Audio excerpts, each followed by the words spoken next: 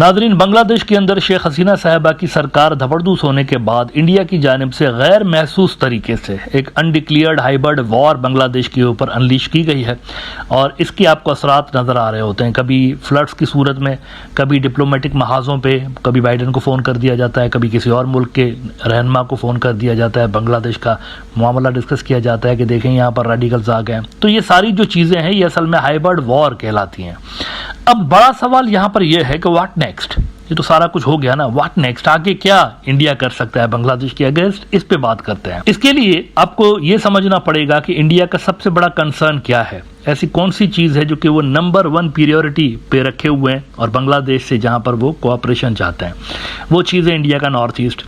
India के north east के अंदर कहीं इंसर्जेंसी हद से ज़्यादा ना बढ़ जाए, ये इंडिया का कंसर्न है। तो यहाँ पे इंडिया बांग्लादेश से इस हवाले से समर्थन चाहेगा, नंबर 1। नंबर 2, वो चाइना के हवाले से बांग्लादेश से समर्थन चाह रहे होंगे कि अगर नॉर्थ ईस्ट में चाइना का एंगल कभी आ जाए, जो कि नियर फ्यूचर में आ भी सकता है, तो उसमें भी वो चाहेंगे कि बांग्लादेश उनकी हेल्प करे। अब ये जो दोनों चीज़ें हैं, ये पार्शली तो बांग्लादेश एक्सेप्ट कर सकता है, इनकी डिमांड्स फुली नहीं कर सकता क्योंकि उनकी अपनी लिमिटेशंस हैं यहाँ पर। तो ऐसे में इंडिया की जानिब से अपनी बात मनवाने के लिए क्या क्या किया जा सकता है।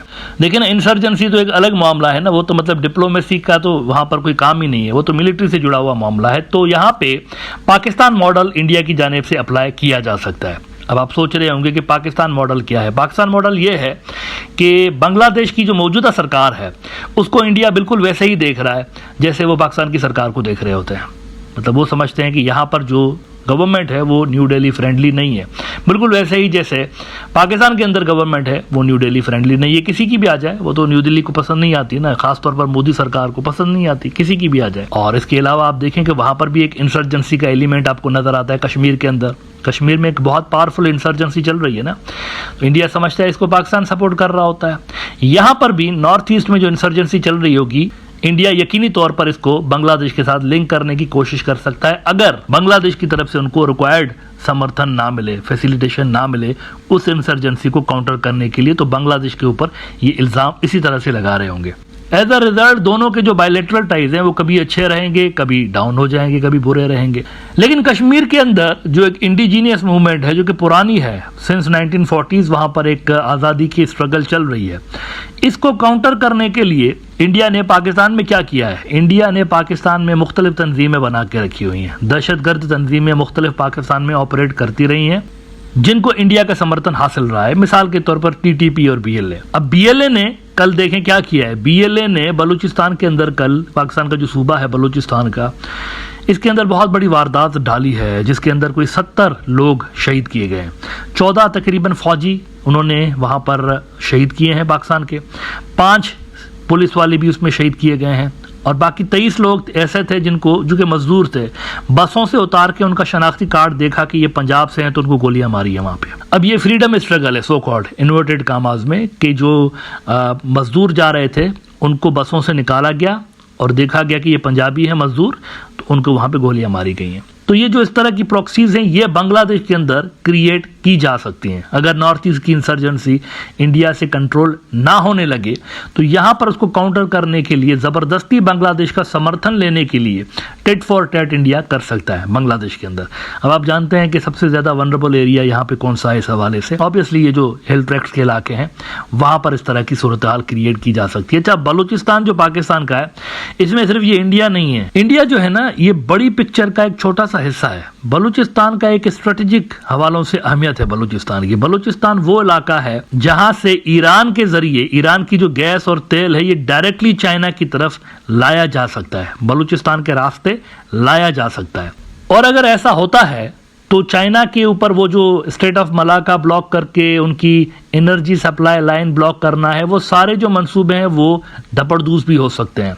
लिहाजा बलूचिस्तान की स्ट्रेटेजिक सिग्निफिकेंस है इस हवालों से। अगर आप ग्रेट पावर राइवलरीज देखते हैं ना ग्लोबल स्केल पर जो चल रही हैं, वहां पर बलूचिस्तान का एक रोल बन रहा होता है। तो यहाँ पर सिर्फ इंडिया नहीं है, यहाँ पर दूसरी पावर्स भी हैं, बहुत सारी पावर्स ऐसी हैं और भी जो कि बलूचिस्तान को असल में डिस्टेबलाइज कर रही होती हैं और BLA के ऊपर भी हाथ है। अफगानिस्तान के अंदर भी जब अमेरिका था खास तौर पर, उस वक्त भी कहा जाता था कि बीएलए के ट्रेनिंग कैंप्स वहां पर बने हुए हैं अफगानिस्तान के अंदर। लिहाजा आए दिन यहां पर बीएलए वालों की तरफ से पाकिस्तान के इस इलाके के अंदर खास तौर पर स्ट्राइक किया जाता है, हिट किया जाता है फोर्सेस को। ये एक इथनिक बेस्ड ग्रुप है, बलोच नेशनलिज्म पे बेस्ड एक ग्रुप है जो कि एक अलग मुल्क क्रिएट करना चाहते हैं, बलोचिस्तान को एक अलग मुल्क वो क्रिएट करना चाहते हैं, बनाना चाहते हैं। अच्छा, एक और स्ट्रेटेजिक सिग्निफिकेंस आपको मैं बताता हूँ बलोचिस्तान की क्या है। ये जरा नक्शा देखिए, ये जो आपको ब्लैक कलर का रास्ता नजर आ रहा है, समंदरों से होकर गुजर रहा है, ये रास्ता चाइना का मौजूदा तिजारती और एनर्जी कॉरिडोर है मौजूदा, जो कि स्ट्रेट ऑफ मलाका से और बे ऑफ बंगाल के सामने से क्रॉस कर रहा होता है।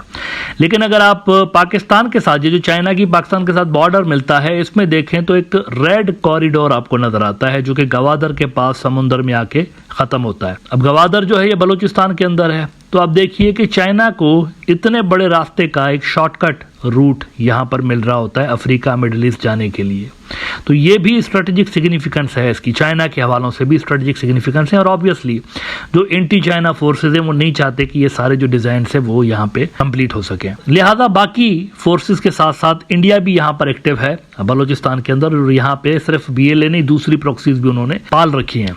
तो यही कुछ आपको रिपीट होता हुआ नजर आ भी सकता है बांग्लादेश के अंदर। अगर इंडिया और बांग्लादेश के टाइज हॉस्टिलिटी की तरफ जाते हैं, मतलब इंडिया अगर अनफेयर डिमांड्स करता है कि मेरी ये भी डिमांड है, मान लीजिए ये भी डिमांड है, अगर बांग्लादेश नहीं मानता तो टाइज इनके हॉस्टिलिटी की तरफ भी जा सकते हैं। और अगर हॉस्टिलिटी की तरफ गए तो प्रॉक्सीज यहाँ पर पैदा की जा सकती हैं बांग्लादेश के अंदर।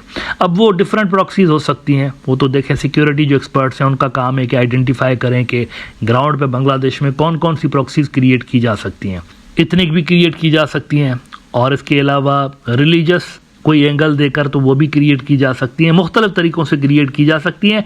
बहुत सारी तो अभी भी मौजूद हैं, इतनी ज़्यादा फ़ाल नहीं है, इतनी ज़्यादा ताकतवर नहीं है, लेकिन साथ ही बर्मा है और बर्मा के अंदर इंसर्जेंसी चल रही है, उसको भी यहाँ पर हो सकता है कि बांग्लादेश के अंदर उस इंसर्जेंसी को एक्सपोर्ट करने की कोशिश की जाए, या इंडियन नॉर्थ ईस्ट की इंसर्जेंसी को यहाँ पर हो सकता है कि एक्सपोर्ट करने की कोशिश की जाए। There are so many methods जिनको इस्तेमाल करते हुए यहाँ पर एक प्रॉक्सी वॉर अनलीश की जा सकती है, ताकि बांग्लादेश को नॉर्थ ईस्ट के अंदर जारी, इंडियन नॉर्थ ईस्ट में जारी जो इंसर्जेंसी है उसके अंदर इस्तेमाल करने के लिए प्रेशराइज किया जा सके। ऐसा हो सकता है। हाइब्रिड वॉर के अंदर असल में होता ही ये है, नॉन ट्रेडिशनल तरीकों से लड़ा जाता है, डायरेक्टली आप दुश्मन से नहीं भिड़ रहे होते हैं। हाइब्रिड इसको इसीलिए कहते हैं, आप मुख्तलिफ तरीकों से उसको चोट पहुंचाने की कोशिश कर रहे होते हैं, और प्रॉक्सी वॉर्स भी उनमें से एक है। So this is a big challenge for Bangladeshi security forces के इस तरह का जो पॉसिबल सिनारियो एक डेवलप हो सकता है उसको एक तो डेवलप होने से रोकें, और अगर इन केस वो किसी तरह से यहाँ पर इस तरह की चीजें बनाने में कामयाब हो जाएं तो उनको काउंटर करें।